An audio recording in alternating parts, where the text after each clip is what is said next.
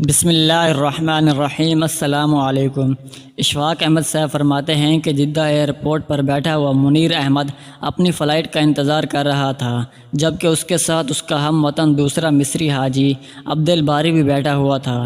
دونوں حج کے مناسک ادا کرنے کے بعد وطن واپس جانے کے لیے حاجیوں میں شامل تھے۔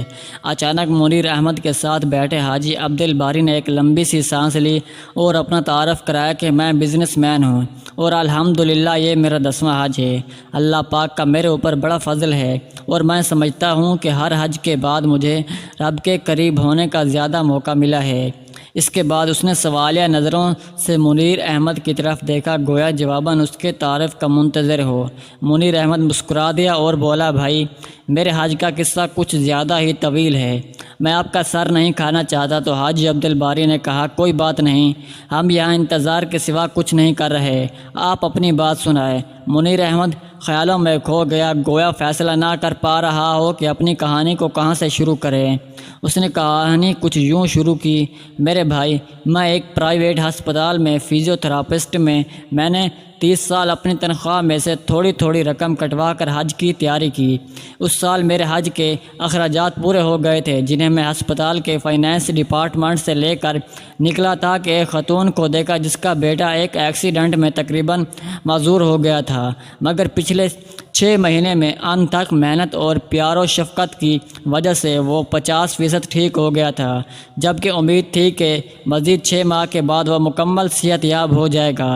اس خاتون نے مجھے سلام کیا اور مجھے بوجھے ہوئے لہجے میں مجھے بتایا کہ وہ لوگ ہسپتال چھوڑ رہے ہیں، شاید آپ سے پھر ہماری ملاقات نہ ہو، لہذا میں آپ کو ڈھونڈ رہی تھی۔ میں حیران ہوا، مجھے لگا جیسے وہ میرے علاج سے مطمئن نہ ہو۔ میں نے پوچھا، کیا آپ میرے طریقہ علاج سے مطمئن نہیں ہیں؟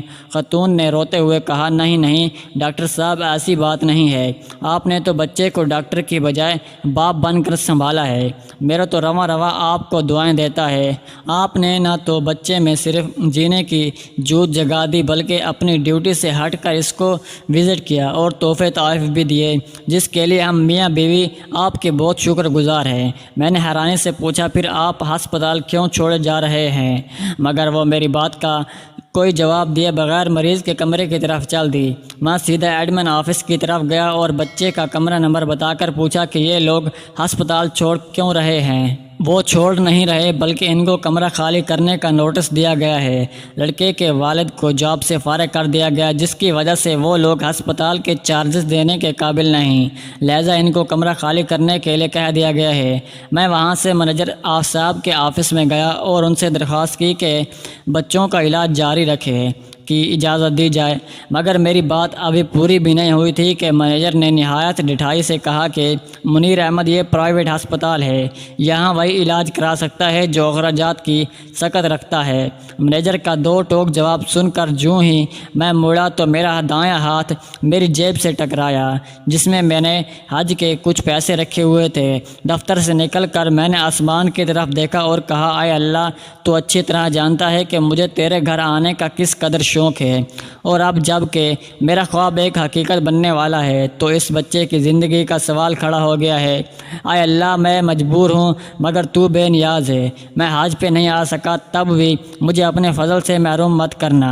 میں وہاں سے سیدھا اکاؤنٹنٹ آفس میں آیا اور اس بچے کے اگلے 6 ماہ کے اخراجات جمع کرا کر اس کا ڈسچارج آرڈر کینسل کرا دیا۔ الحمدللہ میرا دل سکون سے بھر گیا تھا، مگر حج پر نہ جانے کی کسک اپنی جگہ تھی۔ عبدالباری نے بے چینی سے سوال کیا کہ پھر آپ نے جب اپنی حج کے اخراجات اس عورت کے بچے کے علاج کے لیے دیے تو پھر آپ حج پر کیسے آ گئے؟ تو منیر احمد نے کہا کہ جب میں گھر آ کر لیٹا تو حج کے مناسک کا ایک منظر میری نظروں میں گھوم رہا تھا۔ میں نے کئی بار بیت اللہ کا خیالی طواف کیا تھا، کئی بار لبیک اللہم لبیک کہتے مجمع کے ساتھ اپنی آواز ملا کر ان کا حصہ بن گیا تھا۔ پتہ نہیں کب میرے آنسو بہنا شروع ہو گئے اور میرے میرے بہتے آنسوؤں کے ساتھ ہی سو گیا تو میں نے خواب میں دیکھا کہ میں بیت اللہ کا طواف کر رہا ہوں اور لوگ مجھے میرا نام لے لے کر حج کے قبولیت کی بشارتیں دے رہے ہیں اور وہ کہہ رہے ہیں اے منیر احمد، اللہ نے تیرا حج قبول کر لیا تو نے زمین سے پہلے آسمان پر حج کیا ہے، میرے حج کے قبولیت کے لیے بھی دعائیں کرو۔ میں اسی کیفیت میں تھا کہ فون کی گھنٹی نے مجھے جگا دیا۔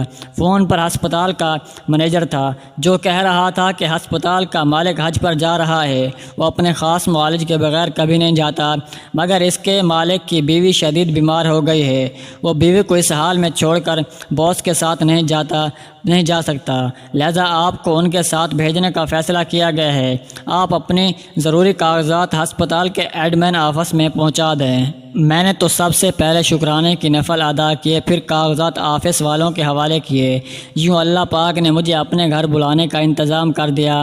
حج کے بعد ہسپتال کے مالک نے مجھے خدمت کا معاوضہ دینا چاہا تو میری آنسو نکل پڑے اور میں نے اس کو بتایا کہ اس نے مجھے حج کرا کر مجھ پر اتنا بڑا احسان کیا کہ مجھے اپنا خادم بنا لیا ہے، لہذا میں نے جو بھی اس کی خدمت کی وہ اس کے احسان کے مقابلے میں کچھ نہیں ہے، لہذا وہ معاوضے کی بات کر کے مجھے گناہگار نہ کرے۔ پھر میں نے اس کو سارا واقعہ تفصیل کے ساتھ سنایا، جس پر اس نے مکے سے ہی فون کر کے اس بچے کے مکمل علاج تک اسے ہسپتال بلا معاوضہ رکھنے کے احکام جاری کر دیے۔